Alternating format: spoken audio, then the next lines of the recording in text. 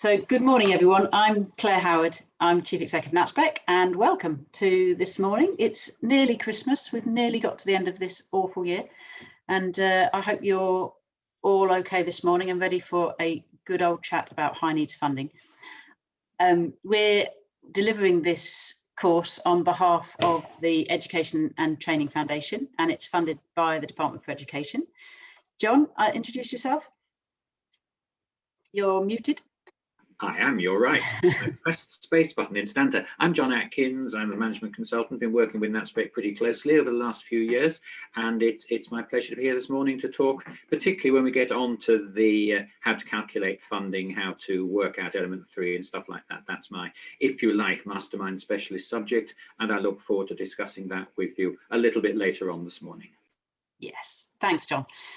And you've all obviously got the Zoom etiquette down to a T, muting yourselves, which is great. It would be nice to see some faces later on, and whenever you like, actually, if you want to put your videos on. We're going to be having a couple of breakout sessions where you can talk to each other, and a session at the end where we'll all discuss some things as a group. This is the high needs funding part of everything you need to know about SEND funding. There is another part, mainly relevant for GFE colleges, which is for non-high needs learners, so students with or without BHC plans that don't meet the high needs threshold for funding. Bij Kaczmarczyk is running those sessions, and they're on the same link as the one that you booked this one for. You'll be able to find out everything you need to know about SEND funding for non-high needs learners. But this morning, it is all about high needs. I'm going to just start by finding out who is in the room. I'm just going to do a little poll. If you could, hopefully you can see that. That's just to find out which organisation do you represent. So hopefully you'll recognise one or two of those descriptions, and you'll be able to put yourself down.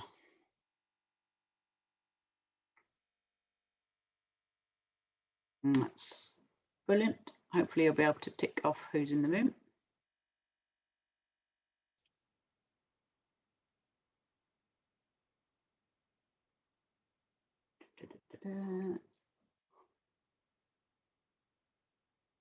Great. Okay, I'll just let you all see who's in the room. We seem to have 40% GFEs. Excellent. And we've got a few SPIs in the room and a local authority. Great. Okay, that's good.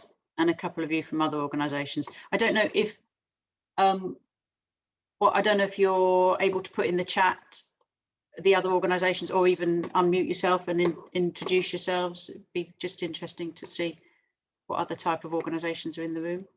People, please do feel free, by the way, to use the chat the whole time. We'll be John will be monitoring the chat when I'm talking, and I'll be monitoring the chat when he's talking, so that we can answer any questions as well. So, excellent. Okay, I'm just going to share my screen so that you can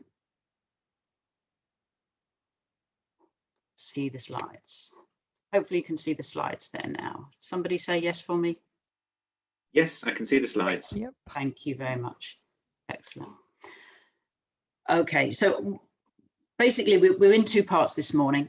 I'm going to do the basics of high needs funding and the technicalities of it, and John, as he said, is going to look at the more behavioural aspects, if you like, in terms of negotiating and budgeting and costing. Absolutely. So what we've put up here first is a bit of a disclaimer, because as you probably already know, high needs funding changes quite a lot. Every time there's a new bit of guidance out, and the operational guidance changes every year, and there's little tweaks here and there. So we're offering our best effort from December 2020, but please, if you need to know the exact position of a piece of technicality at any point in the future, please refer back to some of those links. John is about to put in the chat some links for what you'll see on the slides. You're going to get the slides, by the way. You're going to get all the slides at the end of the session. And throughout the session, you'll see on the slides some links to government websites, including the ones, for example, you can see there. So if John, if you can put that file in the chat, the one with all the links on, at least people won't have to hurriedly write down any of those. That would be excellent. So this is the structure of how we're going to run this morning. We've my bit in the first bit, and then a break, and then the presentation on costings and so on. So let's dive straight in. Actually, just before we dive straight in, I wouldn't mind if you could just write in the chat a really short sentence or phrase that tells us which particular aspects you're most interested in. If I go back to what are you most wanting to learn from today? If you were to write an objective or a question, you don't need to go straight into your specific questions, but things that you would most like to learn. Should we give you a moment or two just to write that in the chat? That would be excellent.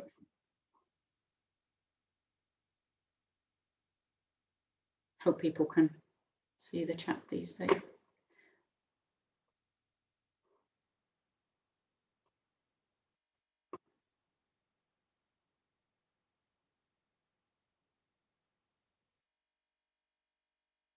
We had some interesting discussions, didn't we, John, on Monday? Yes, we absolutely did. Some of the things on Monday were around the element 3, the negotiating, the place planning. Keen for a general overview. Excellent. Yeah, this is looking good. Yeah. Oh, excellent. Lots of newbies. Brilliant. Great. Really good. Yeah, this is grand. We can do this.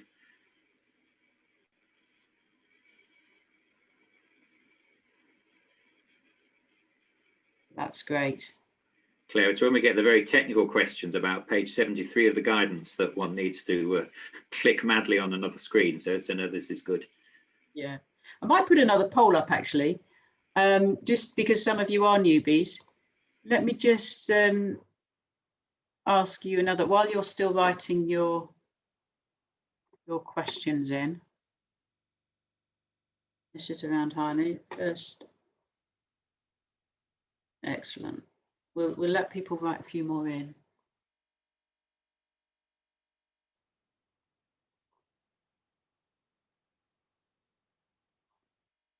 Excellent. So a lot of you wanting a general overview, which will be the first hour, and a lot of you wanting some information on placing and costings. Let me just launch this one for you. Current understanding. How would you, you can see that over the slide, can you, or shall I stop sharing the slide? Yeah, we can see that fine. Okay. So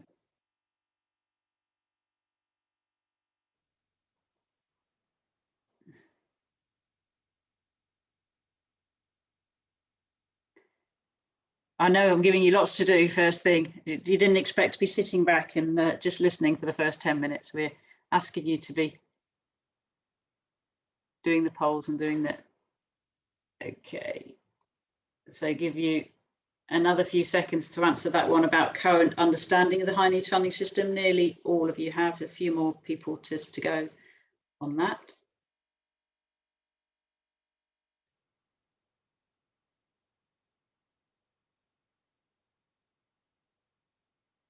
Okay, let me share that one.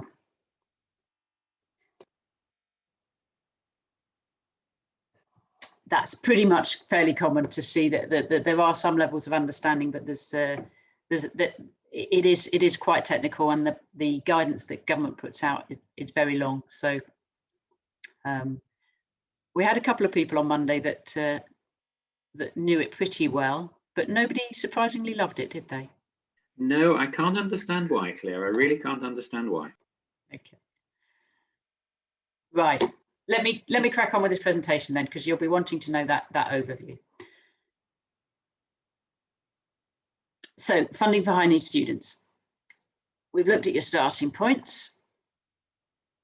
I'm going to be covering the ESFA elements of the funding and the local authority elements of the funding through the dedicated school grant and how they organise their high needs block, and making sure we cover off the definition of a high needs student, and then looking at element 2 and 3 and how the whole thing sits together, elements 1, 2 and 3.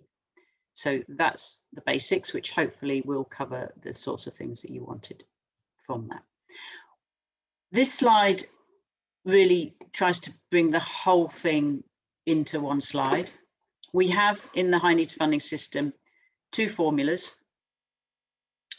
the national funding formula and the high needs national funding formula. We've got 3 elements. You may very well be familiar with the phraseology of elements 1, 2 and element 3. Element 3 sometimes called top-up funding. The basis of the ESFA part of that, you will get your elements 1 and 2 from ESFA on a lagged basis, and the element 3 part is on a real-time basis.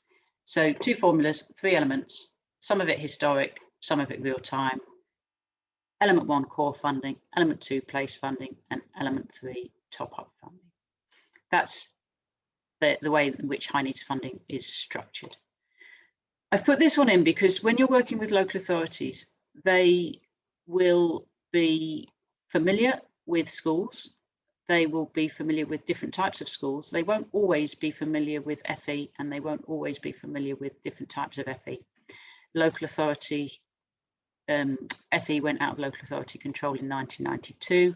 They lost a lot of post-16 expertise. Some of them are getting some of it back, but from a local authority perspective, they've got to deal with all of these different types of high needs funding and different means by which high needs funding is paid. The mainstream schools get their first 6K on delegated send support. The resourced units get either 6,000 or 10,000 pound a place. Maintained schools, £10,000 a place, etc., etc. And it's only when you come over to here, the FE side, that they'll be working with you and having to remember that you haven't got £6,000 of delegated funding as a bit before you need high needs funding. You need it, the place numbers is essential to you, and the element 3 top-up funding is essential to you, and you're not funded on the same basis of schools.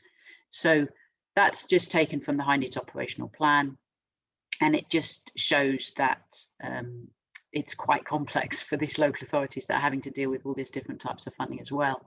So it's really important that we try and get the understanding of FE and the familiarity of post-16 higher in terms of the local authorities. The element 1 is your core funding from ESFA for your 16 to 19-year-olds and your 19 to 25-year-olds with the HCPs. It's calculated using the post-16 national funding formula that is used with every single post-16 provider. The formula is this on the right-hand side of the slide. It's basically the number of students that you have, and it's times by a funding rate. That funding rate was £4,000 for an awful long time. It went up to £4,188 quite recently. So you times your student numbers by 4,188. Then it's times by retention factor, program cost. So those programs with more expensive programs in terms of equipment or facilities or types of learning have a higher weighting. There's a English and maths element. The disadvantage funding is paid in 2 blocks, block 1 and block 2. They are £480 per student per block. For specialist colleges, those specialist colleges in the room, you will automatically get 2 blocks per student paid. So you'll get the 480 times 2 per student automatically. It won't be based on whether or not they've got free school meals or their postcode, as it will be for the GFEs. Then there's a multiplication by the large program, and then finally that's all multiplied by an area cost allowance. So those of you in London or in some of the more expensive areas, that would be higher weighting than those of you in other areas Generally, it's the rural areas that have a lower area cost allowance. So that's then multiplied by and then they apply a condition of funding adjustment if you have previously not put students through English and maths qualifications and you haven't exempted them. You'll get money taken off. Formula protection doesn't apply to specialist colleges. Advanced maths payment doesn't apply to specialist colleges, nor does the high values, nor does the T levels. But all of those are a factor in what the GFEs get in terms of the element 1, and then these other factors at the end. So you can see there's quite a lot in there in terms of what you get for element 1. It's basically 4,188 times all these factors. It might be 5,000, it might be 6,000, it might be 7,000 per student. And those of you that look at your allocation statements carefully will be able to see how much you get per student on element 1. The local authorities, when you're coming to the negotiating part, are asked to assume £5,200 this year per high needs student for their element 1. So you'll need to be taking, they will be wanting you to take off 5,200 because that's what you get from ESFA for element 1. Hopefully that's clear. That's the first part. Element 2, of course, is on if you have students that meet the high needs bracket, which is another £6,000 in additional costs, then you'll get your place funding. And that is deducted from the local authority. Different ways of calculating place funding. The general FE colleges will be working with their local authorities, hopefully, and having a conversation in the autumn of each year to agree place numbers. Specialist colleges in the room, your place numbers are determined based on the number of students that you had last February. So your place numbers for this year, 2021, are based on your ILR return, your R06 from this February 2020 last year. Once you've got that number, that magic number, just out of interest, do people know their place numbers? Do you want to write them in the chat so we can get a sense of a scope and scale of how big your colleges are in terms of high needs numbers? If you do know your high needs numbers, your place numbers for this year, for 2020 to 21, do you want to put them in? Some of you do know them. Tell me if you don't know them as well, if you haven't got a clue what they are. Okay, so wow, Sally's got a lot from 560. Sally, can you tell us which college you're from? City, yes, but we had City of Bristol on Monday as well, so we thought you were there. We thought it must be great. Okay, so we've got fair few in the 30s, 40s, 50s, up to 100, up to 200, 300, and 500. Yes, when you're in the big numbers, you're going to be, without preempting what John's going to say, you might be negotiating in blocks rather than individuals. But in terms of place numbers, you need also to ensure that those students are in excess of that £6,000 to get your top up, and they're not reserved for individual students. You can use that place funding for across your high needs provision. Now, the local authorities, they get their money through the dedicated schools grant, and that's their main source of government funding. It's divided into those 4 blocks: the central services, the early years, the schools, and the high needs. And there is some inter-block transfers going on, but it's limited. I think it's that they're limited to 0.5% between the schools and the high needs block. So you the schools forum is one of the structures that helps make decisions about how that is spent and how it is allocated. Some of you may or may not have representation on the schools forum. It's unusual for post-16 to be represented very highly, and it's one of the technical issues that we're lobbying government about. But where you do get post-16 representation, it's obviously of benefit in terms of discussions at that local authority level as to how the high needs block is spent. So the second of our formulas, we've done the national funding formula for post-16. The second one is around the high needs funding formula. I've put the two links up there in terms of where you'll find a full explanation of the high needs funding formula and the allocations to local authorities. But here it is in diagrammatic form. They updated it for 2021, and the grey bits give you a little bit more detail as to how they've updated it. But there's a basic entitlement, which is £4,000 per pupil or per student. A historic spend factor. So if there's a local authority which historically has spent an awful lot on SEND and on high needs, they will get slightly more. But the weighting on the historic spend was reduced, and now it's more about these proxy factors: population, living allowance, low attainment, free school meals, and deprivation indices. So that all gives them a figure, the local authorities. And then if that figure is below the funding floor, they'll be pushed up to the funding floor.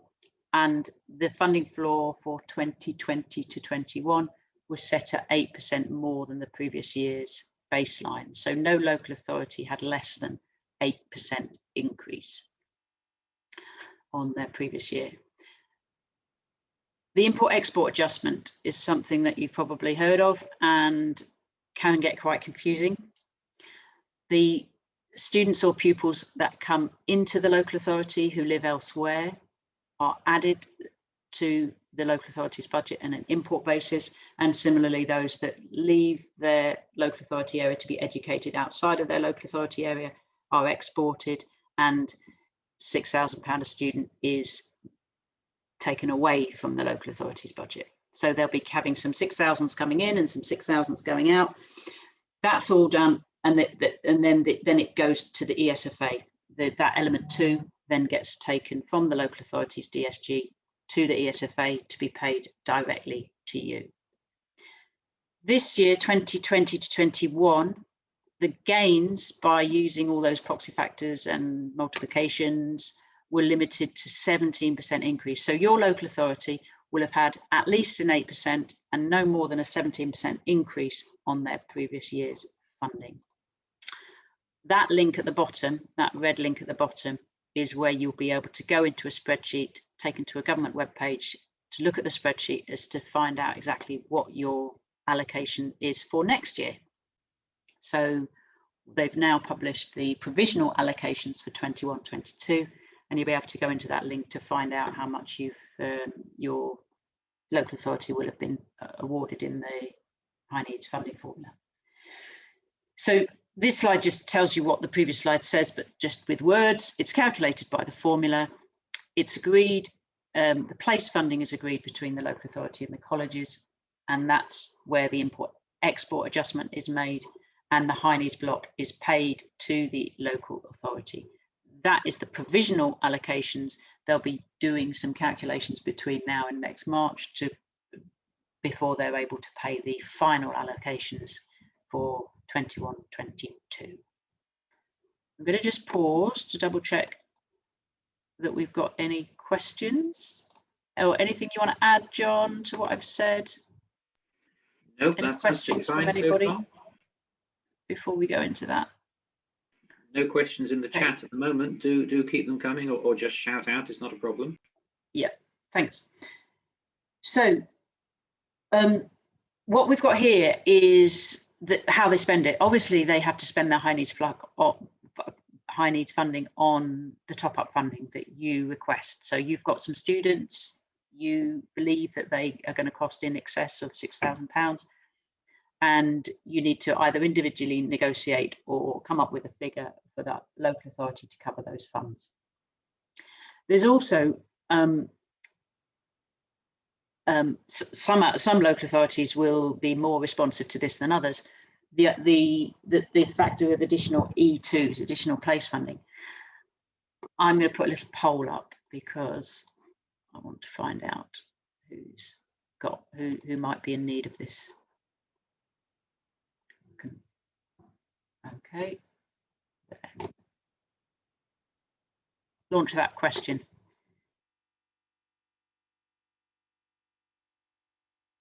Anybody got more students with either high needs, additional needs in excess of 6,000, or education, health and care plans and they're not funded? Do you have more students in that situation than funded high needs places?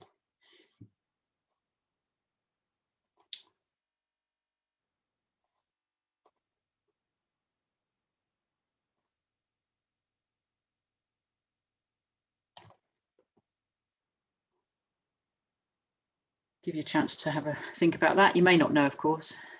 Feel free to put not sure if you really aren't not sure.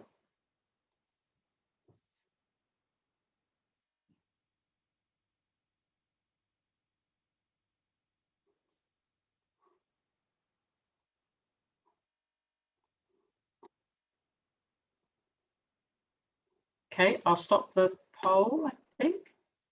See what we've got. Different from Monday, John, different from Monday. Definitely so, pretty evenly balanced. Yes, yes. On Monday we had what was it, 70–80% of people saying they had place numbers, fewer place numbers than they needed. Yeah, that's absolutely right. It's unusual. Most places are predicting, most providers are predicting an increase in demand, but what we're seeing today is an exact tie on the. Yes, an exact tie. Okay. Anybody that said yes, do you want to explain, either unmuting yourself or writing down? Do you want to come in and tell us whether that's a problem for you?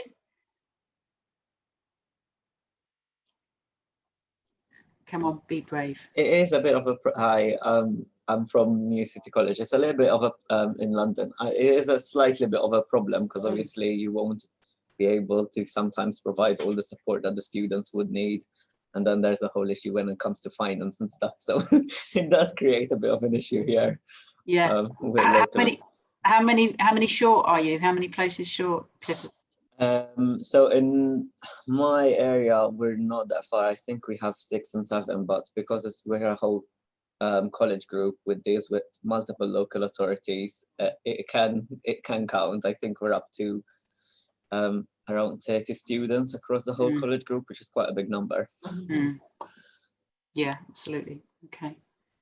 So if you do find yourself in that position, let me just stop that.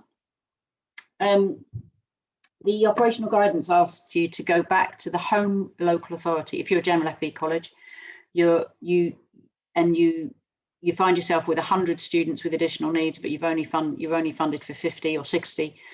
You should go back to your home provider local authority, the one in which you are located, rather than the commissioning local authority that's commissioned that extra 40–50 places. The reason for that is because the home local authority will receive the money back on the import-export adjustment the following year. If you went to the commissioning local authority and they gave you the extra E2 money, they'd lose it again when it was exported out of their budgets the following year. So go to your home local authority. They may or may not say yes to additional E2s, but many local authorities are sympathetic to the fact, particularly if you're a growing college, they're sympathetic to the fact that you need that money in year in order to grow successfully and in order to keep those places available for the following year. So it can be difficult, but it's a useful conversation to have. And the guidance explains why it's the home local authority rather than commissioning local authority that you need to go to. If you're a specialist college, your home local authority really, I mean, it's a complex system, but the ESFA asks you to go to the ESFA for your additional E2s, and you can try the home local authority as well. There's varying successes both ways, and if you can put in, and if you're a growing small specialist college, you can put in a growth bid, a business case for growth in that year, and sometimes they make exceptional in-year payments for that reason. Okay, nearly at the end of this bit, just to double check your understanding, would you like to write in the chat a yes or a no to that question? Do 16 to 18-year-olds need a plan to be eligible for high needs funding?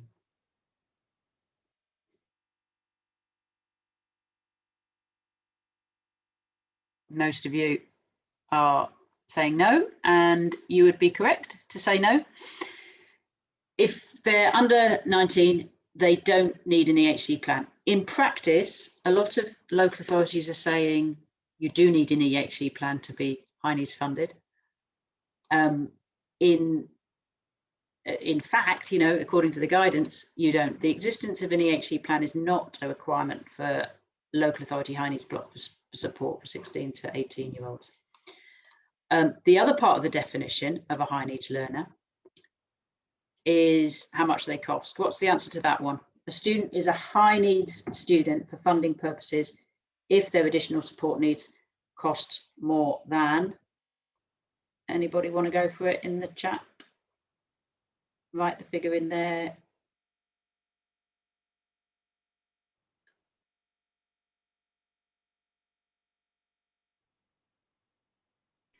Keep going, don't be shy. Keep going, keep going.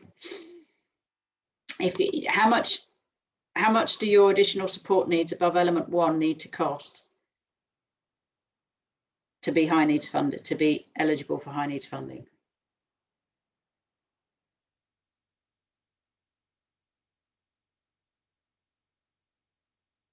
I think a few of you are getting it now. £6,000. Yeah, it is £6,000, and it's £6,000 over and above their core funding, over and above element 1. It has to cost more than £6,000. So if you have a student that's getting element 1 funding of, say, £5,000, and their additional support costs also cost £5,000, you lose the second £5,000. You don't have it at all, because you have to cost more than £6,000 in order to get the element 3 top up. But there's one more thing that needs to happen. They're eligible, but the last thing that needs to happen is that the local authority has to also agree that that student costs more than £6,000, and they can agree £1, as I think one of you put in the chat. It only takes £1 more than £6,000 for that student to be a high needs funded student. Clearly, most high needs funded students need £6,000 plus a lot more than £1, but you are a high needs funded student if your additional support costs more than £6,000 and the local authority has agreed to pay top-up funding. So if the local authority doesn't agree with your assessment of the costs, they aren't a high needs funded student, and you don't get element 2. Element 2 only comes with element 3. It's annoying, but that's the case. With 19 to 25-year-olds, they must have an EHC plan. So 16 to 18-year-olds don't have to. 19 to 25-year-olds do have to have a plan to be eligible for high needs block support. Their support can continue so long as reviews take place and the local authority continues to agree that educational outcomes can be met. In practice, of course, we don't get too many plans being continued till the age of 25. Most students will be meeting their educational outcomes at 21, 22. So, but the other part of the definition for 19-year-olds and above is the same as for the younger students. They're high needs funded if their additional support costs in excess of £6,000 and the local authority agrees high needs funding. So there's your definition. Hopefully that's the basics. This is the last slide on the basics. The place numbers are calculated differently for specialist colleges. I think I mentioned that earlier. Specialist college place numbers are based on actuals, data returned on the ILR February return, the R06. The FE college place numbers are based on their workbook and the place change process. The condition of funding is an important one. We might get into that in the discussion groups, and the roles of the schools forum in deciding how high needs block is allocated. So those are the other points in terms of the basics. What we thought it would be a good idea to do now is give you the chance to meet each other and have a chat, and then we'll have a break after the discussion groups. We'll have a break before we move into part 2. So the group discussion is really looking at how that system works for you. What do you think about elements 1, element 2, element 3? What are the issues? And do you have any solutions in terms of that, either that place planning process or other things? So we've asked you in the discussion groups as well not to talk about negotiating fees, although you may want to have a few questions on that, because of course John's session after the break is all going to be about costing and budgeting on there. So I don't know if you want to put your cameras on, but I'm going to put you into 2 groups, and we will be looking, just have an opportunity to talk to each other, meet each other, and discuss some of the issues that have arisen from that basic introduction to high needs funding. So hopefully you'll be ready for this. I'm just literally going to put you into 2 groups. John will take one and I'll take the other. In a moment, when I press this blue button, you will magically be transferred into those breakout groups. You don't have to click anything. I'll see you in a minute.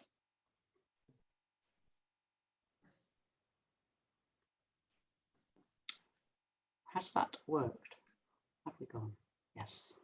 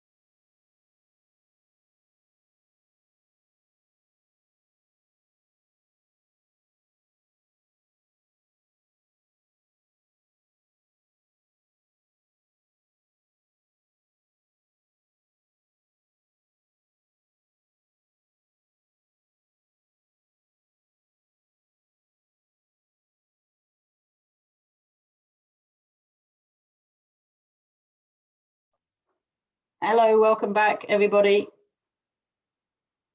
Thanks for your patience being thrown out of the room there. We'd sort of almost finished, John. I don't know how you'd got to when we were thrown out by the little blue ticker. I was just on. It was absolutely prescient, Claire. I was just on the thanks very much for your contributions. Oh, good. And it came up and saying 57 seconds. So time Okay. absolutely perfect. Well, we were still talking when it came up with 57 seconds, but it's good that we'd had that opportunity to talk. We had a bit of a discussion, John, about whether element 2 should be done on the same basis between specialist colleges and general FE colleges, whether general FE colleges would like their element 2 worked out on the basis of the ILR, i.e. on a lagged system. And there was some advantages, some disadvantages. If you've just negotiated a higher number of places than you've got already, then it would be a bad thing to be done on the ILR, because you'd end up with what you've got already rather than the higher number. However, it does give you the certainty. I think that's what people were saying. It gives you the certainty, the ability to plan.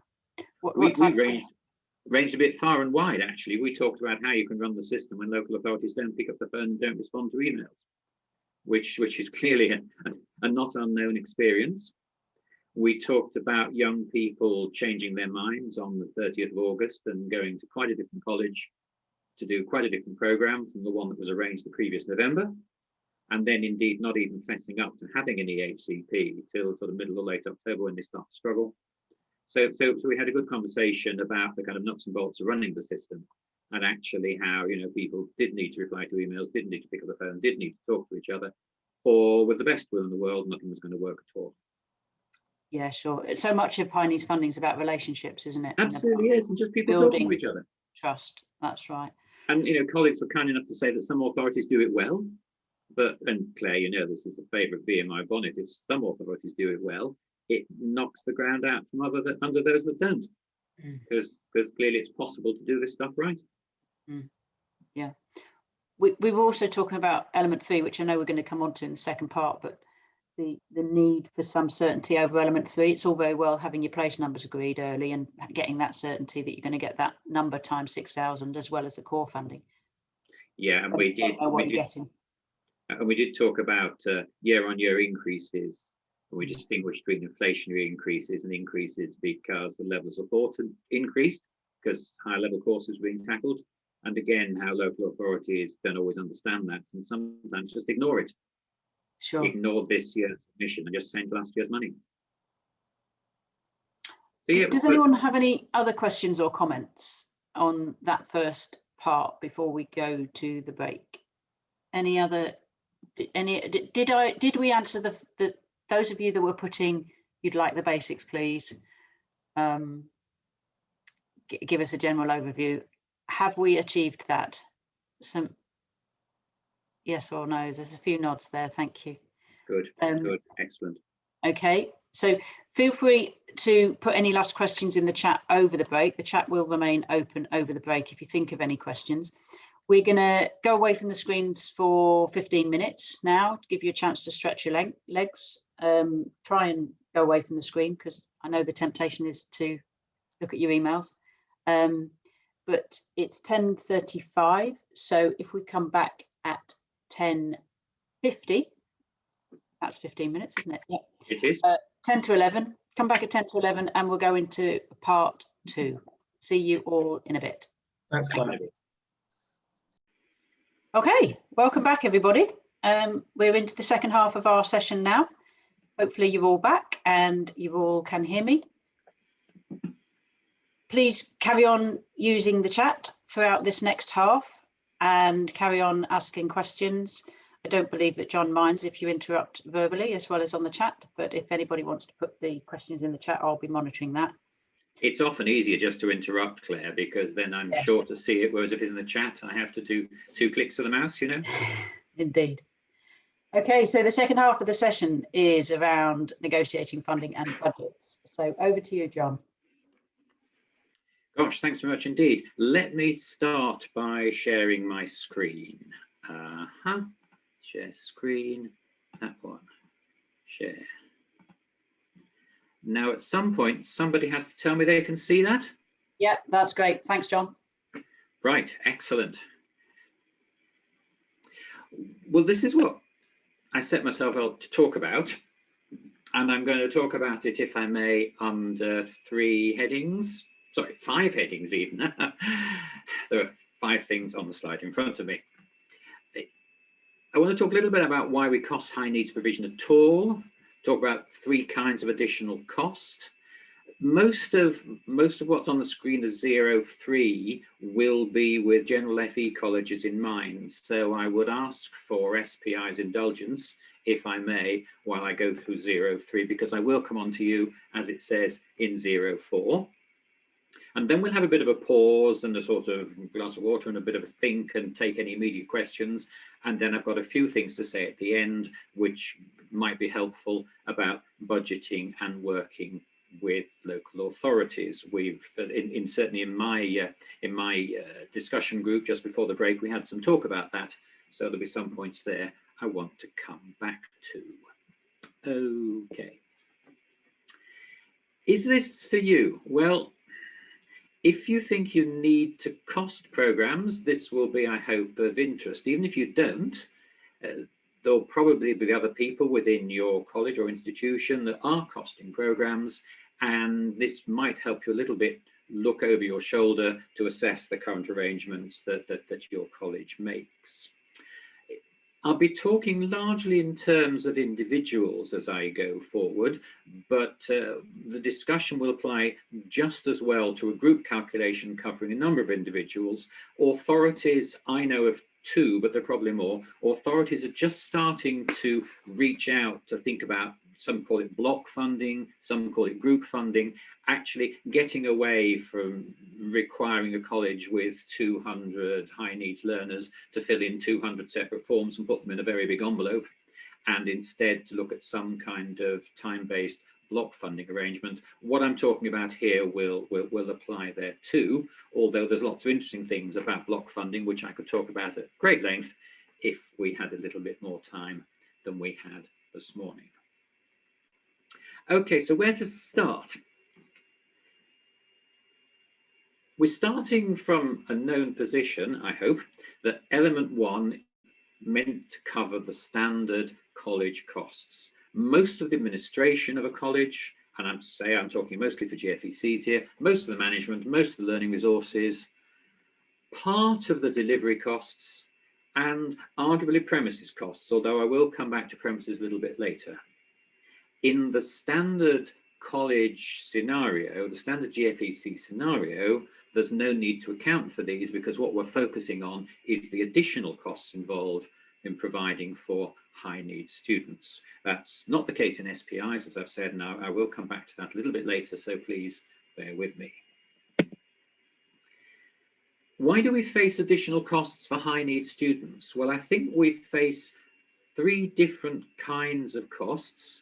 And I should say by high needs students here, I'm talking about those who are supported through some form of element 3. There will be lots of students in all your colleges with additional needs who don't pass the 6,000 threshold and won't qualify for element 3 funding. But just focusing on those for which you get some element 3, it seems to us that there are 3 different categories of cost which you face for those students.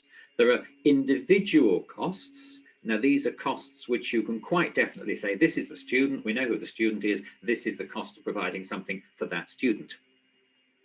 They're the most straightforward, as I shall say, but they're not the most common.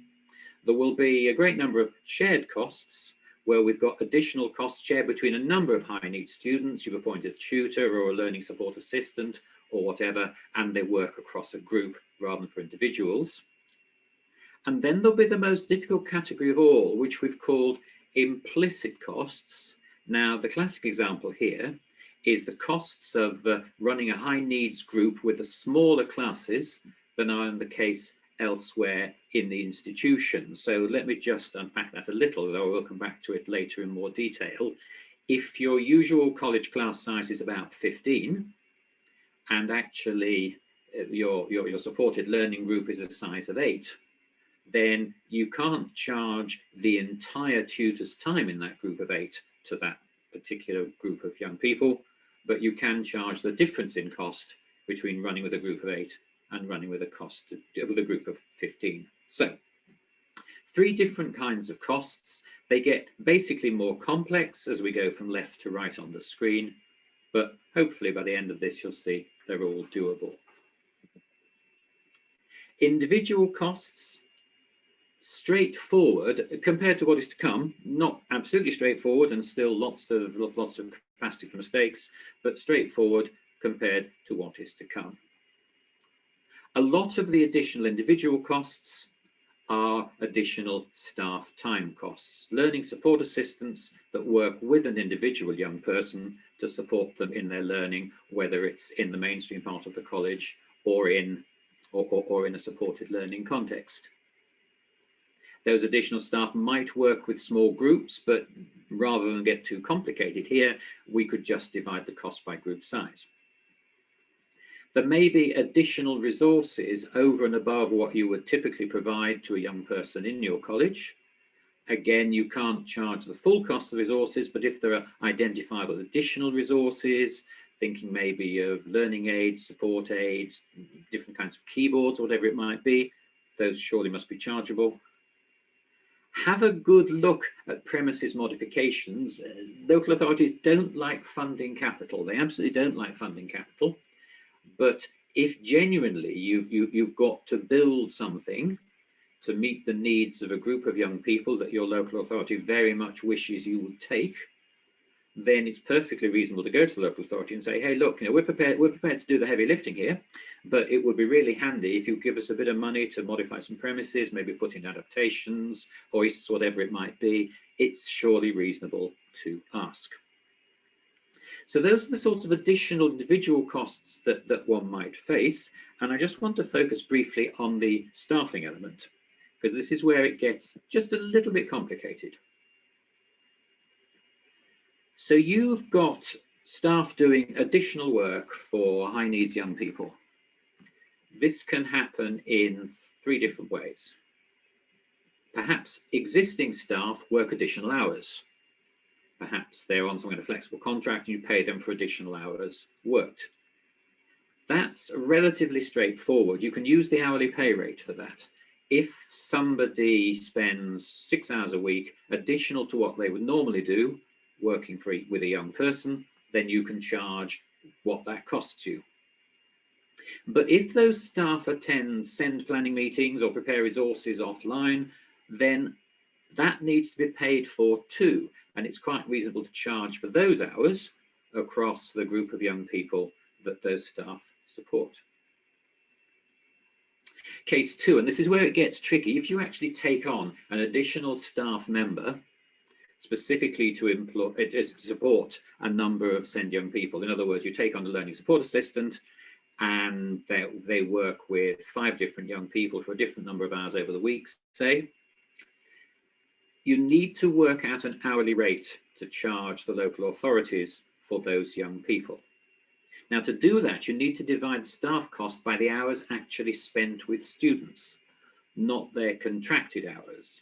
Because if you've appointed somebody on a 37-hour contract, but they only spend, say, 20 hours actually supporting students, and you divide by 37, you'll make a loss. You'll actually lose money. You have to divide the staff cost by the hours actually spent with students, and some authorities, amazingly, still don't get this. We still get times when local authorities say to us, this particular college is charging £30 an hour for a learning support assistant. We know they're only paying 17. Yeah, sure, but the learning support assistant is doing lots of other things in their 37 hours that need to be paid for somehow. Again, divide by group size if appropriate. If you're borrowing staff from elsewhere in the college who would otherwise be fully employed to support your SEND students, then again, it's reasonable to charge for this. I and my colleagues have a suspicion that actually GFE colleges in particular may be slightly undercharging for what they provide. Now, for heaven's sake, don't immediately put up all your charges by 20%. or Claire and I will be in such trouble. But we just have this suspicion that colleges may be slightly undercharging for what they provide by not looking at the full additional cost of allocating additional staff to support high needs learners. Now, if you do that, that's fine, you're being generous, but if you think about it, what you're actually doing is you're taking resource away from your mainstream students, for whom you only get 4,000 and a bit, or maybe up to 5,000 in some circumstances, and that's not a lot of money from which to take to support high needs. So I guess our message would be don't be shy, don't be coy, make sure you pull in all the different ways in which you're diverting staff to support these students. I want to come on to shared costs now, and as I did warn you, it's getting slightly more difficult. There may be costs of running your high needs provision. Maybe you regard it as a department or as a sort of school or some kind of administrative unit that's not particularly attributable to specific high needs students, but just part of doing a decent job for them. What I'm thinking about here is some kind of thought experiment. If we didn't have any high needs students, would we spend as much as we actually spend on counselling staff, advisory staff, administrative staff, general learning resources, again, premises modifications, but again, this is going to be quite tricky to take up with the local authority, what have you. How much of our college's operation wouldn't happen if we had no high need students? And if you find that difficult, what would be different if we only had, say, half as many? If you can identify those additional costs of running the high needs provision, it seems to us you can charge for them. Now, how would you do that? Well, you might do some very, very complicated calculation, pro rata to the overall additional cost for high needs students, or frankly, our advice is not to go there, and you can just divide whatever overall additional cost you get by the number of high needs students to get a per student cost. Now, if, as I mentioned, you're working with one of the few local authorities doing a single line block costing, naturally that's not necessary. But for most people, you've got a little bit of a calculation to do. What should we charge for general administrative support? Now, to anticipate an objection, some local authorities put up a little card at this point with written on it, "We don't pay for admin." Yeah, fine, but this admin has arisen because the students are high needs and because there are certain requirements like annual reviews, like critiquing the education, health and care plan that would not apply if they weren't. And it's back to the argument about your mainstream students. If you don't charge for these extra tasks, then the mainstream students are cross-subsidizing the high needs students from a pretty low financial base already. So I would fight the corner. I would say, look, this is not college admin. That's element one for sure. Yeah, you know, we're not trying to get a contribution to the principal's salary here. This is not college admin. This is specific high needs admin triggered by the requirements of the code of practice, which we're delighted to carry out, but somebody's got to pay for it. Okay, let me turn the page. The most tricky, well, not so much conceptually, it's actually the math. The trickiest costs are the implicit costs, where you've got a small group of high needs students who use an existing member of staff to teach them, but the group in which they're being taught is smaller than it would otherwise be in the rest of the college, because you tend to run on, shall we say, 12s, and actually these students are in a group of 6. Full cost of teaching the group is not an additional cost, yet element 1 does not cover the cost of teaching a group of 6. Element 1 in your college's overall calculation covers the cost of teaching a group of 12. So we need to do a bit of dodging and weaving here to figure out how much extra we can charge the local authority because the group is smaller than it would otherwise be. And it seems to me it goes roughly like this. If you get some generic salary costs per taught hour, this is not salary costs per 37-hour week, this is salary costs divided by the taught hours from the finance department. You can calculate the cost per student using a 12 in my example by dividing that by 12. So the generic salary cost per taught hour is, for the sake of argument, £80. Divide by 12, can't do it in my head, should have picked something divided by 12, but never mind. Generic cost, £80, divide by 12, you get something. Divide by 6, you get something else.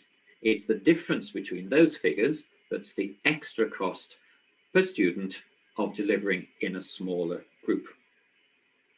If the high needs group is taught for more hours, if it's taught, say, for near 18 hours a week and 16, then the extra 2 hours are just a straightforward individual or group cost. Wow, where are we? Additional costs, largely for GFEs. The calculation is specifically additional costs over and above element 1. There's no suggestion that you should try and calculate the full absorption cost, including one, 4,500 for principal salary and something towards heating and lighting and cleaning and all of that. That's a massive exercise. Really good look at that if you try. It's not necessary.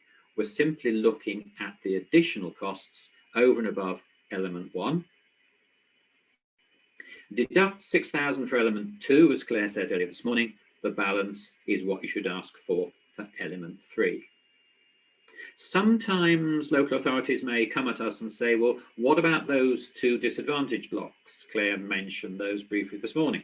Student A, who we're talking about, does actually qualify under one or both of those disadvantage blocks. Shouldn't you knock the disadvantage funding off? Now, our response is absolutely not. Disadvantage funding is not a direct contribution to programme costs for named students. It's a proxy. So don't go down that road. Certainly don't suggest it. And if the college, if the local authority should suggest it to you, rebut that really very fiercely. Now, these calculations are pretty tricky, but you'll have colleagues in your finance department, colleagues may be present, who will well be able to tackle these calculations for you and help you. But do make sure that the person you get help from understands these principles.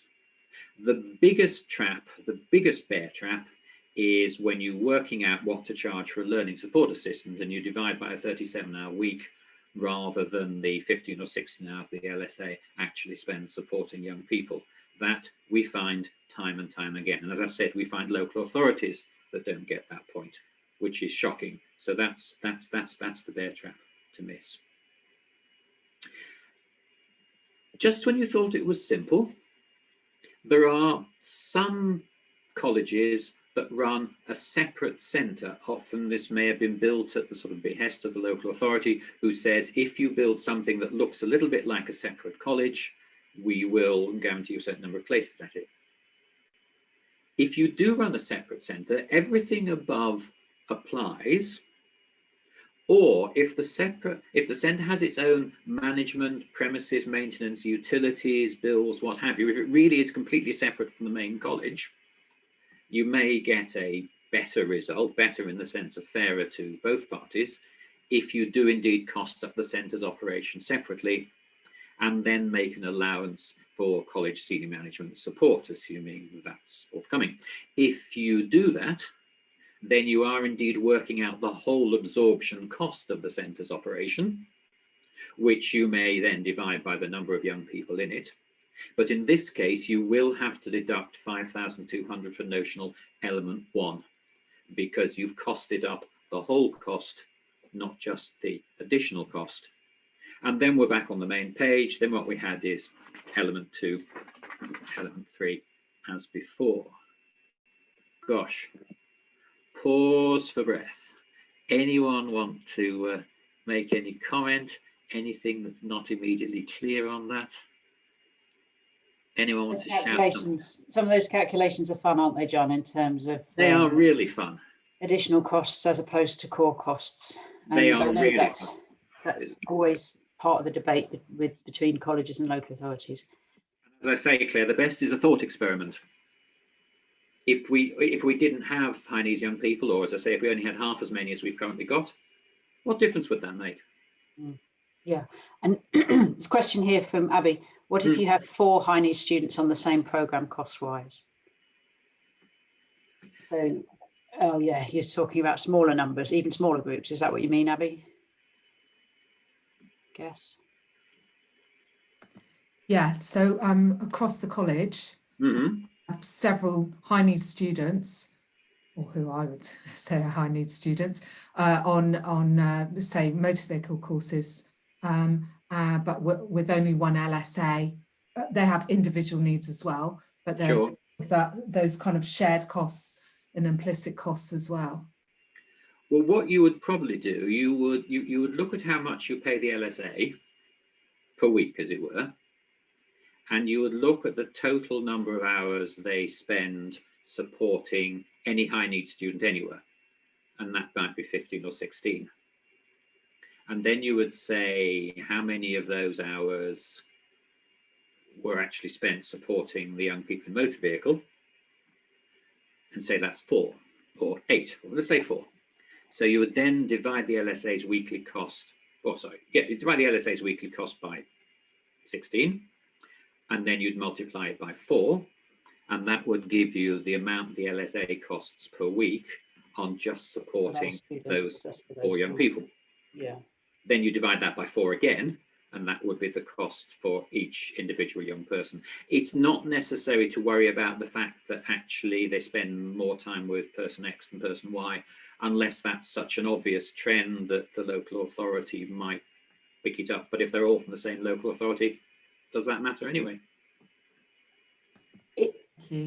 It's often the case that the difficulty comes with the non-contact hours, isn't it, John? Yeah. Yes. And you know, we get this a lot for those colleges that employ therapists. Those therapists might be with a student for an hour, but actually they've done a whole load of preparation and a whole load of notes to write up afterwards. And it's how and when to cost those in. Yeah. Do you find that most colleges cost in the total time they spend rather than just the contact hours? We're encouraging colleges to take that calculation on, even though the answer may be £70 an hour. I mean, therapists don't come cheap. The kind of the gold standard question is, when you cash up at the end of the day, are you actually covering the cost of the therapist by the charges you make to the various local authorities whose students the therapist supports? Now, it may be that some of that therapist time is in your own mainstream provision, which you've decided to do as a college before any high needs came into question, but mostly they won't be. So, if you're employing the therapist and the therapist is working with 17 high needs students, does the total of what you're charging those 17 local authorities, as it were, meet the cost of the therapist, or are you short? And then there's always the question as well as how much to put in, what to call various bits of time, isn't it? Because hourly rates for teaching time or contact time is very, very clear. And some local authorities would prefer you to have everything in there rather than any other lines on the spreadsheet that describe other types of work. Is your experience with local authorities, John, is it mostly that local authorities prefer a lack of admin lines or management lines, or that sort of thing? So you price up the cost per delivered hour, teaching hour, support hour, to cover the admin. The example I sometimes give here is we've all, most of us have along the way employed firms of solicitors, buying and selling houses, that kind of stuff. And solicitors, if you look at their bills in detail, charge by the hour. They don't detail for a solicitor's time in attending internal meetings, going on training courses, all that kind of stuff. If you ever look, some conveyancing is fixed price these days. If you ever look at the sort of legal bill, it'll have so many hours of the partner, so many hours of a junior, so many hours of whatever, priced at a certain rate. And the rate per hour is all inclusive. And they absolutely do not list meeting time, traveling time, training time, and what have you. And it's that kind of model which we'd encourage people to use. Okay. Anything else on the chat, Claire? Any more? Not that I can see, no. Exam concessions. We've got Abby coming back. Do you want to come in again, Abby, on exam concessions? Sorry. just from the point of view of exam concessions and dyslexia and dyscalculia assessments, you could put those down as individual costs, I believe. Yep. But that wouldn't be seen as something like a reasonable adjustment that you would give to all students undertake it, you know, experiencing barriers to learning. Oh, golly. Conundrum. I would give it a try. Yeah, definitely. I would give it a try if push came to shove and you got reasonable adjustment thrown back at you. I can see that one might have to give way. Off the top of my head, you could maybe advance a sort of argument that said we're very happy to make reasonable adjustments for, you know, pick some numbers at random. Of the 30,000 students in the college, you know, 2,000 need reasonable adjustments on these lines, and we price that into our element 1 funding model. Of the 75 high need students, 50 need adjustments along these lines, and 50 out of 75 is a hell of a lot more than whatever I said, 2,000 out of 30,000. So you could sort of argue for an extra implicit cost there if they really drove you to the wire and threw reasonable adjustments at you. But give it a go, throw a whole lot of cost in first and see if they'll buy that. Does that sound reasonable, Claire? Yeah, I think so, definitely. Whereas the next one on tribunals, I don't think you can give it a go, Michelle. Michelle's asking a question, costing out the work for tribunal placement. The high needs funding, the high needs budget doesn't include the time, the costs for time of either local authority staff or college staff on appeals and tribunals. I think you'd be very, very lucky to persuade a local authority to pay for your time on that. Do you agree, John? Yes. The only issue, and I'm going to be cheeky here, the only issue that might arise is if the local authority has a statutory duty to provide the tribunal with certain information, and the local authority wishes the college to carry out that duty on its behalf because it hasn't got the staff or the time or the expertise. Yes, if you're working for the local authority on the tribunal, yes. This is a bit like, you know, colleges charging for annual reviews. You absolutely cannot charge for attendance at an annual review or for the preparation of evidence for the annual review if that's the kind of evidence that the college would be expected to bring to the party. But if the local authority says, look, we're frightfully stressed up here, will you actually organise the whole annual review, send out the invites, get all the evidence, invite the parents, book the room, provide the tea and coffee and the biscuits? If actually the local authority is delegating the whole thing, then I think you can charge for that. Yeah. And that's quite a nice distinction. Yeah. Yeah. All right, shall I press on? Yep. I think so. Thanks, John. Yep, no problem. SPIs, you've been very patient. You've been very, very patient with me talking all about GFECs this and GFECs that. And the reason I've been doing that is actually SPIs probably know how to do costing already, because if you didn't, you wouldn't be here. If you were only charging local authorities half what it costs to offer your provision, then by the end of a year or two, you wouldn't have any money in the bank.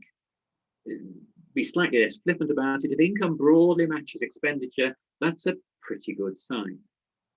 If it doesn't, and if when you look at your last year's accounts, you're losing money, I mean, I won't talk about gaining money, but that might be a problem too, I guess.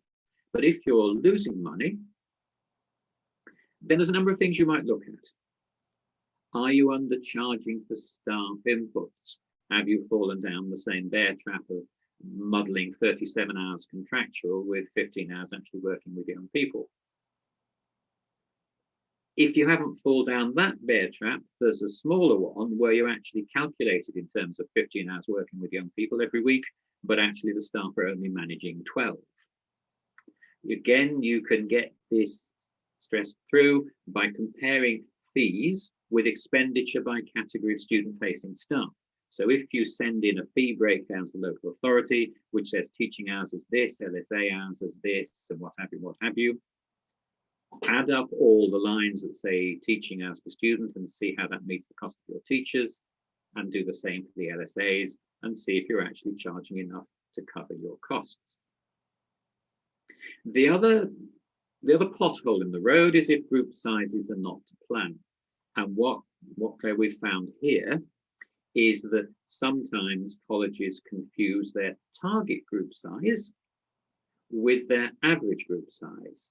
So the college says it's our policy never to have group sizes more than 8. You know, we're an SPI, we never have group sizes more than 8. They then divide by 8. That's fine, but if you're saying it's never more than 8, then the average is going to be less than 8. So you need 1/7 somewhere to pull the average down. So be careful, I would suggest, to distinguish between your we never go more than group size. In other words, we plan this on 8s. Compare that with actually how many young people are actually sitting in the rooms day by day. Is it 7? Is it by 6? Is it whatever? Look that the bills sent to the local authorities are sufficient to recover overheads. I mean, SPIs are in a very different position from general FE colleges here, in that indeed the local authority does need to pay for all the overheads, all the heating, the lighting, building the premises, the grounds, the lot. The common way not to recover overheads is that they may have been calculated on volume assumptions which were not accurate. You might have calculated your overheads on a college of 50 and actually you've got 47. It mightn't sound like much, but over time that will add up to a shortfall.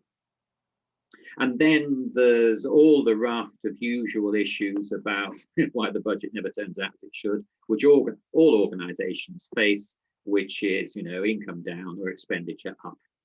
Have you got unexpected expenses? Why were they unexpected? You know, it's all right to say the boiler blew up, but how long had you had the boiler? Had you factored into your thinking, if not your calculations, the thought that the boiler wasn't going to last another 20 years and we ought perhaps be putting some money aside? That's all standard stuff. I mean, that's all standard running an organization stuff. The first 3 in that grouping are the ones that particularly to apply to SPIs. So there's no substitute for a full review of the last completed year. One way you might look at that is, what would you have to have charged to break even? If you're worried about last year's shortfall, go through the bills you sent to local authorities and look at what you would have to have charged to break even. Compare that to what you actually charged, which presumably was less. Why was this different? What underlying calculations? And this is all, you know, this is all post-mortem. What sort of underlying calculations would you have had to do this year, last year, to get you to the answer, which now appears to have been right? What would have been different last year to get you to what would have needed to be the right answer? When you figured all that out, have a look if there's a problem to fix for this year. Because if the assumptions you made last year led to last year's shortfall, and those assumptions have been carried over uncritically to this year, you may be heading for a shortfall for this year too. Now, local authorities don't want you to go bankrupt. They really don't want you to be in trouble, because that gives a big problem for them too. So although you won't necessarily be the world's most popular person, if you go to the local authority and sort of really fess up and say, hey, look, you know, we thought this and this and this, and we've done a look at last year, and that actually wasn't the case. And we do actually need a bit of help in this year. Why would they not at least give you audience? Why would they not at least be sympathetic? Why would they not at least listen? And in any case, be sure to get next year right. If your fees jump by 15% from year to year, and the local authority says, how did that happen? And you say, well, we reviewed our charges last year, and frankly, they weren't adequate to cover our costs, then there isn't a lot the local authority can say about that. I mean, they really can't complain. This stuff is tough. It's very tough. I mean, actually working out a fee regime for an SPI, particularly a new SPI or an SPI that's changed nature, is not the sort of thing you do before breakfast. It's really quite tough.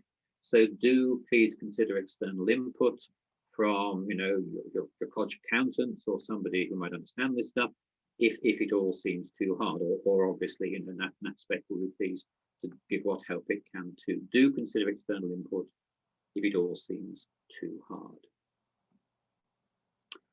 All right, last little bit, last handful of slides.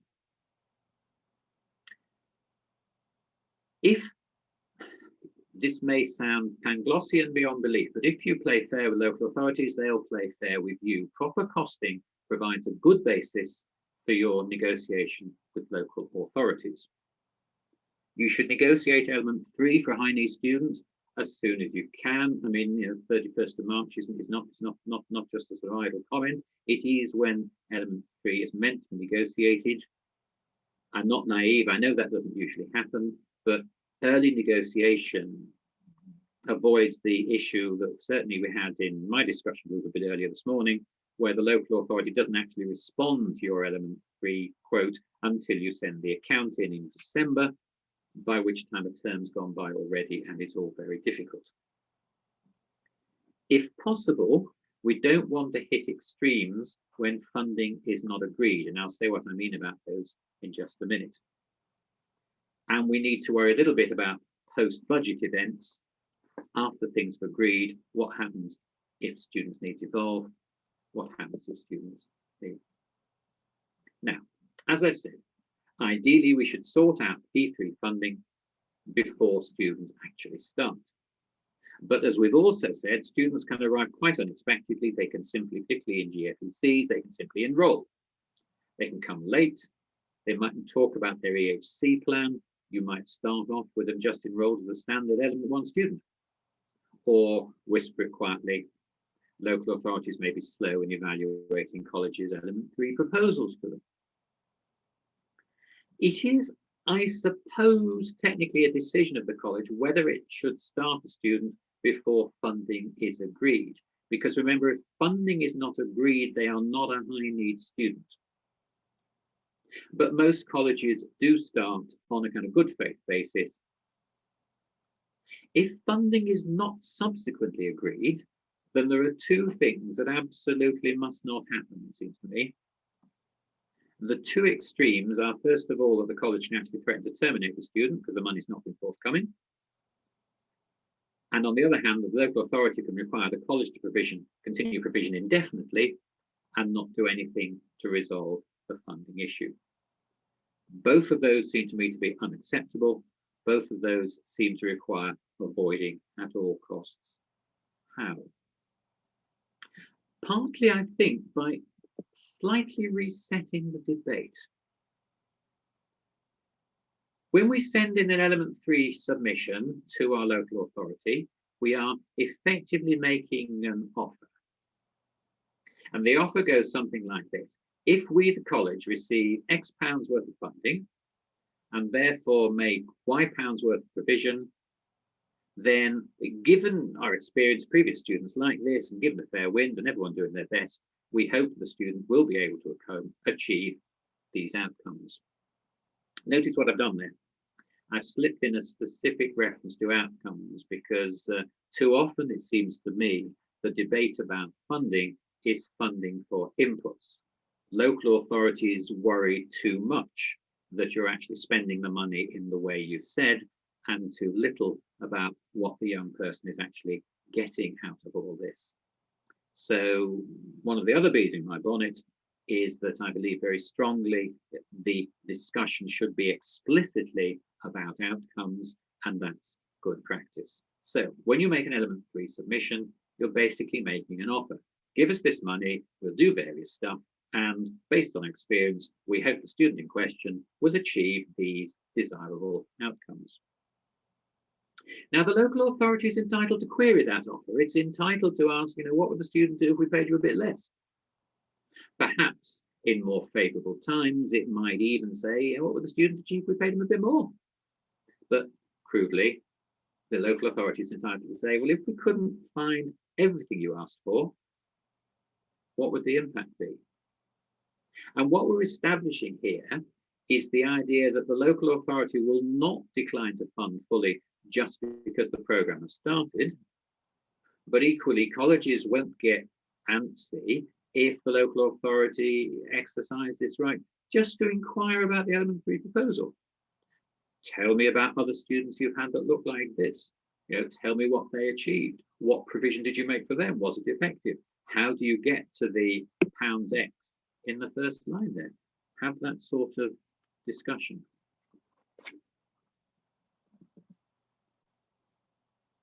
If the agreed calculation is accurate, it should fund the agreed provision, but those words agreed in brackets are rather key. Student needs might be greater than first assessed, in which case it's quite in order to apply for extra element 3. Occasionally, student needs may not be as great as you assessed when you looked at the paperwork back in March or whenever it was. In that case, it's not a bad idea to write to the local authority and say we don't actually need as much money as we said we did because the student needs are not as great, or maybe the student made more progress in the year or whatever. The more often we go back to local authorities and say actually the needs are not as great as we thought, the more sympathetic they'll be when we go back and say actually the needs are rather greater than we thought. We don't want local authorities suspecting that we always ask for more money, but we never report when it's less.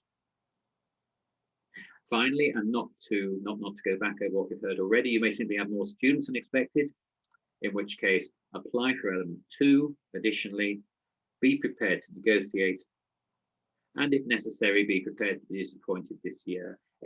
Element 2 is very close towards historic funding, and indeed one of the proposals currently being considered by the Department for Education would move element 2, like essentially element 1, onto much more of a historic basis. But for now, it's meant to be real time.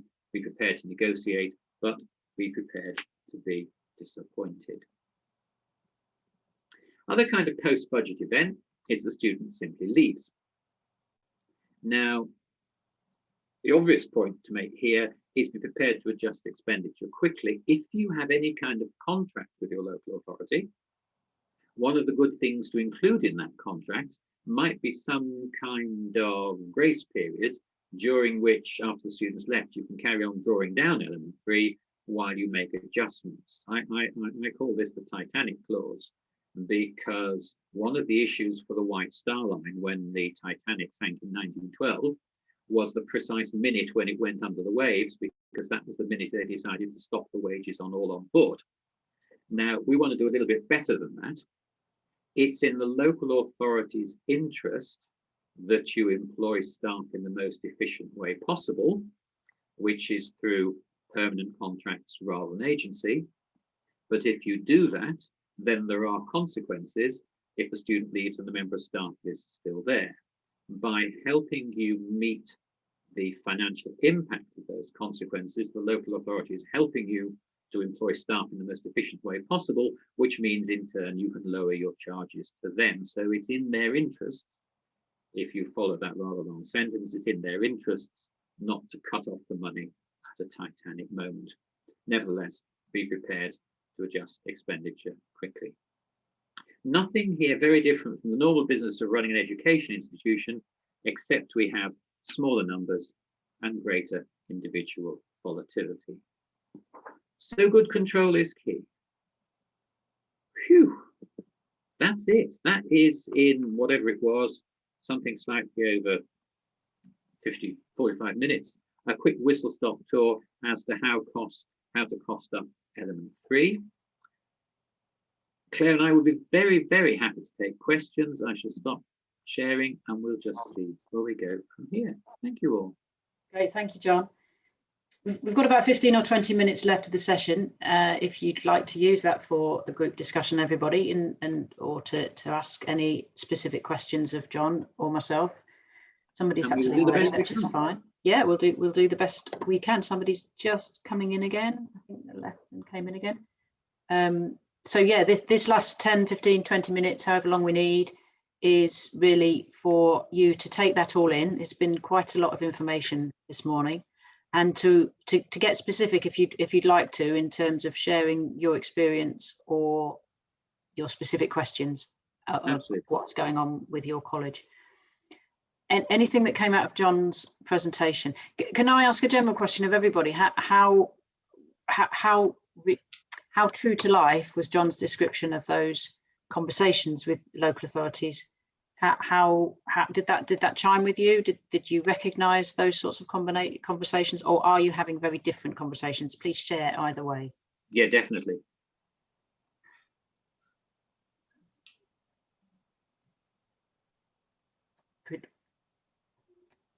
Could I just expand on my pretty true? Yes. John, you don't mind? You see, you said about when element 3 calculations are accurate, then that should kind of make the final decision from the LAs easier. My problem is it isn't really the hours calculations; it's more the actual rates we charge. That's always really the sticking point with LAs.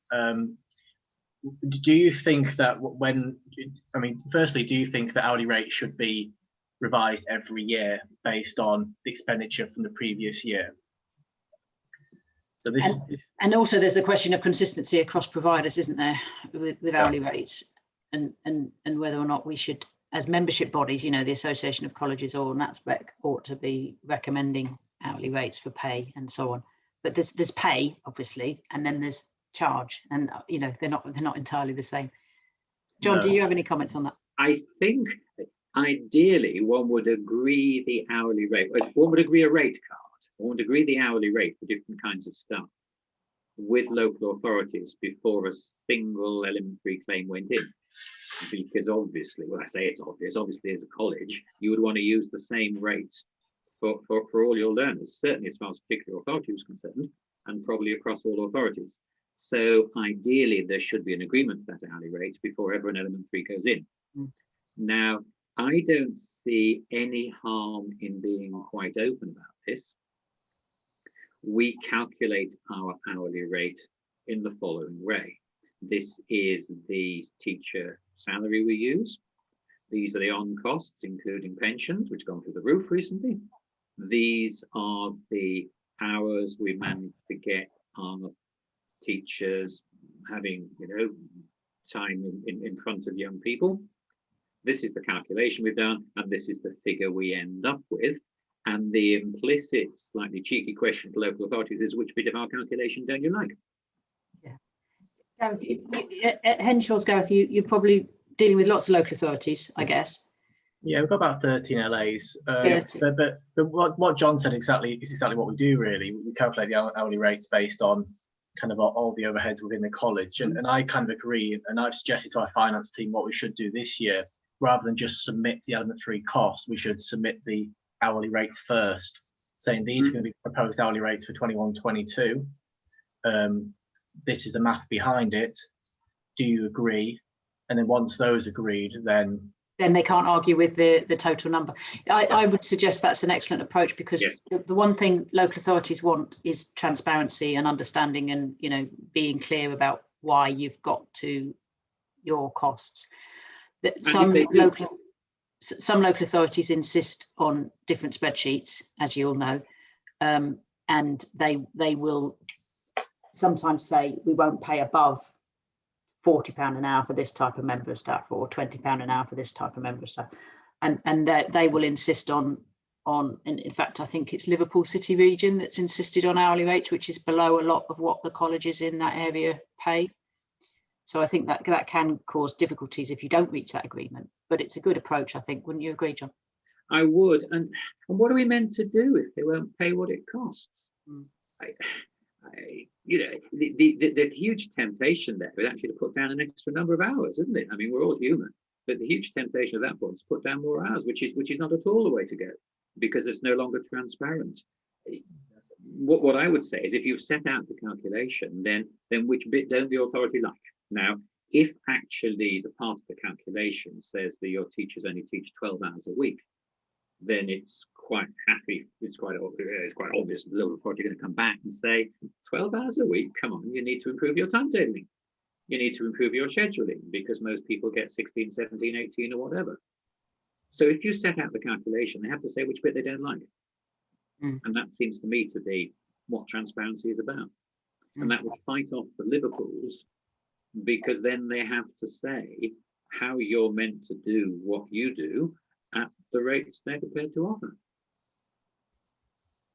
Can I ask, does anyone in their costing, so a student will usually be with us for 3 years, would it be something to put in, you know, that at the end the costing for the first year is X amount of pounds, but each year we have a cost of living increase on it, and or there may be an increase in needs if the young person's needs change? Does anyone use that sort of wording anywhere when they're doing consultations and costings? Sounds like a good idea. We don't, but I was actually going to ask a very similar question. What we're thinking about this year is almost submitting a cost that then stays with the student for the full program. Obviously, but if there are any additional needs identified in the HCP, we'll then address those. But as such, the hourly rate will stay the same throughout the 3 years. But what that would mean is have to add additional cost to that initial hourly rate, if that makes sense, because it's going to go on for 2-3 years. So kind of the hourly rate plus, wasn't it? Yeah, hourly rate plus 2 years inflation. Would that be feasible? Yeah. So it's really tough, isn't it? Anything's feasible if the local authority agrees it. It's you know, it's being cognizant of the fact that the local authority is going to have the opposite pressures. You know, they're going to want to see cost savings over time. They might want to be pushing you to have reduction in support time, for example, and so on and so forth. If you can show other savings, then you might be better off arguing for cost of living increases and that sort of thing. It's the budget pressure on local authorities isn't going to go away. No. I talked about in the first session a 17% increase in some of their high needs budgets. That sometimes gets swallowed up in their deficit from the previous year. So it's not suddenly that their budgets are going to be flooded with spare cash that can pay for your. I mean, that doesn't help you because you're under exactly the same budget pressures, but it would save, wouldn't it? Sorry to interrupt. It'd probably save on sort of administration and all the toing and froing if they knew and they could budget long term. If you said, right, each year we're going to increase by 2.5% or whatever, rather than next year me having to say, look, this one's gone up, that one's gone up, and all the toing and froing and challenging. It would help them budget long term as well as what each student would be requesting, rather than suddenly having one increase of X amount of pounds that they haven't budgeted for, possibly. That's exactly our thought. yeah. There's a general principle in contracting that the sharing of risk has an implication on price. So the more certainty a local authority can give you on future income streams, the harder they can negotiate on the price they pay. And conversely, the less they're prepared to guarantee, the higher the price they're going to end up getting charged. And the classic example of this is agency staff. If you don't know what, if you don't know what next month is going to look like, you're going to use agency staff and you're going to be paying higher rates, not just because agencies try to rip us off, because they don't, they've got businesses like anybody else, but because the agencies are absorbing the risk of sudden changes. That's the Titanic again. So it's a general principle, the more the local authority can guarantee funding streams, the more it would expect, and arguably the more you'd offer better payment terms. So if they turn around and say, we'll guarantee you 10 places a year over the next 5 years, you might offer them a discount. Mm. And I think what you said, Claire, about seeing it from the local authority's point of view, for them it would create these benefits, this certainty, this, that's exactly the right approach. You've got to demonstrate to them that you're understanding their needs and their position and how it might improve their administrative costs or their bureaucracy or the amount of time they spend and so on. Similarly, for the longer term sort of value for money arguments around long-term cost of care, if you can have this money now, you'll be teaching the student not to need so much in the future from the public purse. Indeed. I've just got a question from Shalem here about we've got a technical question in the SPIs. Yes, you are right, Shalem. If you've got 26 students this year, you will be putting 26 students onto the ILR on your ILR return in February, and that is the figure that will determine your place numbers next year. So but there won't be a clawback this year. No, there won't be a clawback this year. if you're going to reduce and reduce and reduce year on year, and that's not happening in terms of numbers of students with plans, they're increasing rather than reducing. At some stage, the ESFA might want to do some sort of reconciliation. But next year you'll be funded for 26. The sort of quid pro quo is that you might get 30 next year, in which case the 4 that you're saving this year will be paid next year into the 4 that you won't get. So there's always winners and losers with a lagged system. Yes. There's a comment from Michelle in the chat, which people can see, where basically the college offers to hold the fees for the life of the student unless something changes. Again, I'd almost sort of characterize this as a sort of marketing tactic. If you're able to make that offer, then you should do so. It's quite often in multi-year contracts that people agree to freeze the rate for the life of the contract.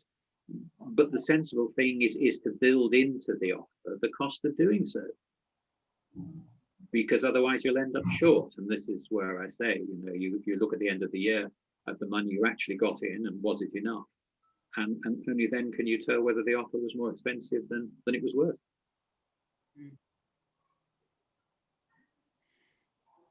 Anybody else want to come in with comments or questions?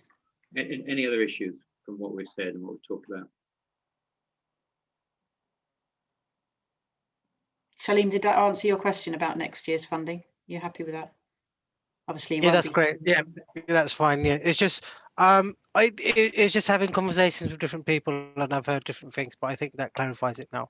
I think I heard that they may claw it back, but I was under the impression that they wouldn't. But there is clawback for some funding streams. It's unusual for us for them to spend an awful lot of time on a provider of small, in comparative terms, these tiny SPIs compared to GFE colleges or massive providers with 20,000 students. They have bigger fish to fry, but I'm not saying it won't happen, but it's unlikely. Well, the underlying principle of element 2, Claire, which has not worked well, I freely admit, but the underlying principle was that it was place funding. Place funding, winners, losers. Yeah, that's right. And also to give some guarantee of, of some funding that would do whatever, so that a shortfall in student numbers didn't immediately kind of cut the throat of the provider. No, that's right. They'd be going absolutely against that if they clawed it back. Yeah, they would. For element 2, yeah. Now we might, as I think I mentioned briefly, we might be moving under DFE's current consultations to a new system where element 2 is entirely historic, but we're not there yet. No. I mean, the other question I had, we've just done our R04 return, and we got our funding schedules back from the SFA, and our element 1 seems really high compared to what everyone else is getting. But I'm assuming that's probably because we're in London. You're in London. Or... You're in London. Yeah, you're in London. And you'll be getting £7,000-8,000 a student, will you? Yeah, just over 7,000. Yeah. That happens in London. Don't tell everybody else, although we just have. I was a bit embarrassed to mention it, but yeah. So it was just like, I mean, having been on lots of NatSpec courses and everything else, it's the conversations around the 4188 amount, and I was like, that doesn't look right. Yeah, you get an average. What SPIs get is they get an average of retention added to that, an average of program cost, and you get the 2 blocks of disadvantage, of course, so 2 times 480 added to that. Yeah. And then, of course, the area cost weighting. Just be careful you don't lose out from the condition of funding. But maths and English, make sure you're completing your ILR correctly and exempting anybody, or making sure that you're putting people on the correct qualifications for English and maths. Otherwise, you'll have some of that money clawed back. Right. So in terms of the conditions of funding, in terms of maths and English, I think, and again, I think the trouble that we had is, again, where it relates to something that I said earlier about local authorities only funding for a year. Where they're only funding for a year at a time, it's not possible for us to put them on a qualification where it might lead to English or maths. If it was, say, confirmed for 2 to 3 years, they're doing units in English and maths, but they're obviously not leading to a qualification at this time. So I think it was that thing whether we exempt everyone on there. So you're not, sorry to interrupt. We've done all their baseline assessments, and it almost feels like we should be exempting everyone that we have at the moment. If Will you that affect genuinely after assessment believe that they are not able to study for qualification, then the mass exemptions is very much frowned upon in terms of large. It's definitely got to be on an individualized basis with evidence that you have assessed on that individualized basis. They can go on stepping stone qualifications, anything that's on the Learning Aims reference database. That will be okay for the condition of funding, or you can exempt them if they're not going to be on either of those stepping stone qualifications or functional skills qualification that's on that's on one of the approved list. So yes, if you can, and you'll need to put in a learning aim for the end of the year, and that may or may not be an achievement of a qualification, but it will certainly have some sort of you can put a RAPA code in or other things that would show a definite achievement. And yes, you can exempt them. But you definitely can't exempt everybody just like that without that individualized case. No. Michelle, you've got a question. I have, yes. I'm quite embarrassed to ask this question, actually. It's probably very stupid questions encouraged. It's probably a very basic question. I'm from a relatively small SPI. We've got about 47 learners, all high need, as in need at least one-to-one support.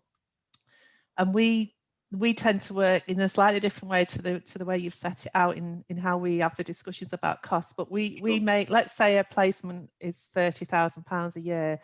We will say to the local authority, the fee for this learner at that level of assessed need is £30,000. Sure. And then from that 30,000, would we deduct the element 2 of 6,000 to take it down to 24? And then would we deduct element 1? Yeah. Yeah, we would, right. So that's essentially what we're doing. But some local authorities are telling us the value of element 1 and 2, which is less than the combined value that you've just set out. The guide, as you might remember from the slide a long time ago this morning, encourages local authorities to count element 1 as 5,200.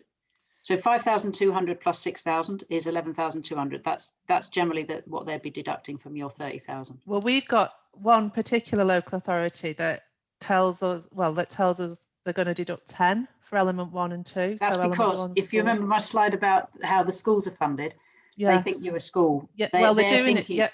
Yeah, they think you're £10,000 a place. Yeah. They know we're not a school, but I think they tend to transfer some of the funding from the school. So they'll say they'll knock 10,000. Are we right to just accept that, or are we going to be criticised at some point? It's up to you in terms of how much you value that relationship and how much you can afford to do that.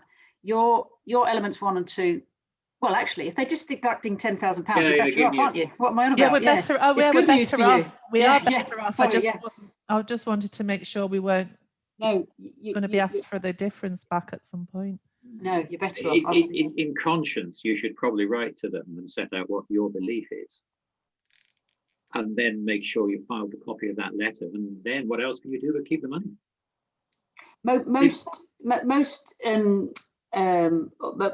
colleges that I know tend to go on about 10 or 11,000 because nobody actually knows because if Shalem, he's just admitted that he's getting a lot more than £5,200 per student, because element 1 varies across areas, they have to go for a figure. You have to sort of vaguely know that it's about 10,000, 11,000, 12,000. Obviously, people want it to be at the lower end of that. Colleges want it to be at the lower end of that. Most local authorities won't realise that Shalem's getting more than £5,200 per student for element 1. And they certainly won't know the exact figure for element 1 for individual colleges because individual colleges have different numbers there.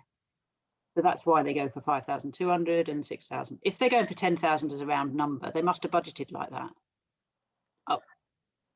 I suppose there's the possibility that the local authority might come back in future years and say, gosh, we were wrong. Yeah, and that's possibly why John's suggestion of letting them know. Letting them know. Because if genuinely a mistake had been made and not drawn to their attention, then they might want the money back. You'd not be in any trouble. because it's obviously their mistake, but they might want the money back, which might be a bit embarrassing if you had to But, sort of run around and you know, find it. It'll add up, won't it? 100 Well, it students will. over a number of years, £1,000 each. That's, you know, it's not small numbers, is it? And certainly it 100,000. would aid your defence of keeping it if you'd taken the trouble to write to them and say that wasn't your understanding. Because then Okay. you've done all you could to draw the error to their attention, and you know your conscience is clear. Okay, thank you for that. Thank you. No problem. I've got two questions. Hmm. The first one might be a straightforward one. I'm just trying to get my head around being a spy for the first year. Is there's no returns in terms of financial reporting back to the SFAs there? You mean in terms of financial health? Yes. GFE colleges have big returns in that sense, but you don't know. Okay. No. And the second question is, obviously we're a school as well, and we've had a 0% minimum funding guarantee for 2 years across the schools. And prior to that, the local authority was talking about a reduction in high needs funding for schools. Will there be an impact on post-19 or post-16 moving forward? The local authority ought to have post-16 or post-19 planning separate from their schools planning, Yes. because Right. it's different systems and different processes.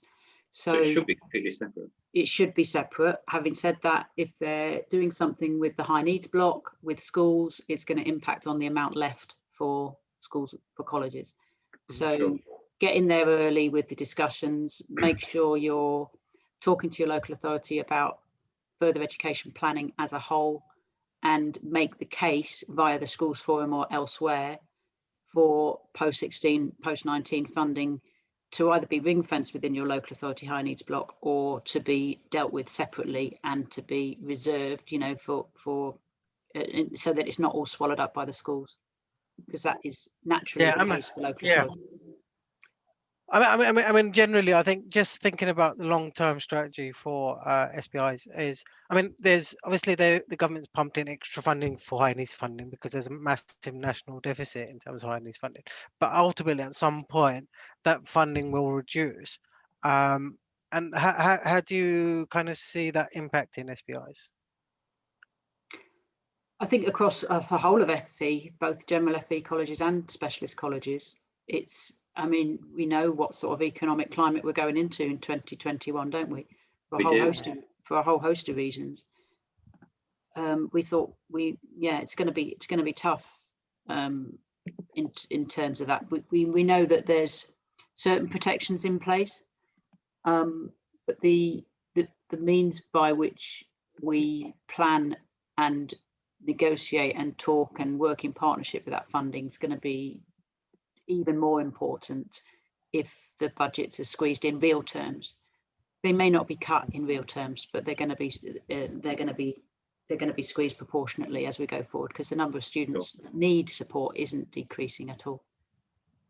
Yeah. So I think in terms of our own planning, in terms of our medium-term planning, is actually we need to start thinking that actually, say for instance, if we're charging £30,000 a place, actually that might start to reduce. But I mean, at what point, if the cost of a place costs 30,000, it costs 30,000. Indeed. What would local authorities do if they don't have the money? Well, they would look at social care provision, or they would look at different types of providers instead of education. And this is the big worry, that students are going to miss out on their education. I think there's a definite need for specialist colleges and general FE colleges in a room like this, for example, where we've got both, to start making partnerships and making relationships in order to try and make different uses of the funding. So, for example, at the moment, we've got a very binary system. Local authorities are forced to choose between a 30,000 place at a specialist college or an 18,000 place general FE college. And is there a middle ground somewhere where a specialist college and a mainstream colleges can work together so that they get some specialist support, but they're in a mainstream for various parts of their program? It won't work for every student. We know students that obviously that isn't going to be appropriate for, but I think anything that we can do to try and look at different types of provision and different ways of working, while still providing quality. And I know that's a big conundrum that isn't going to be an easy answer. But there is going to be pressures on those budgets, definitely. And we need government to understand that for FE across the board. There's a massive pressure that we've been putting on government to fund general FE colleges for the non-high need students. Because if that happens, if they get a better deal, students that cost more than element 1 but not enough for element 2 and 3, then there'll be more support in a general FE college. Then high need students might be better off as well. I do think, Claire, you may want to disagree with me here, but I do think, you know, I said something along these lines, that it costs 30,000. Maybe we need to be a bit flexible on. You know, what we do to support a student is not set in stone. We could put in more support for that student and they might make more progress and achieve a high level of outcome, or we could put in less support and they won't perhaps make quite as much progress and their outcomes might be a bit delayed. So it's I think acceptable to have some kind of conversation about what the authority can afford, which may not be the best of all possible worlds. And we can maintain quality even though we accept that a slightly lower level of provision might lead to slightly longer to achieve the outcomes for that young person that they want and deserve. Now, I'm not very happy about that.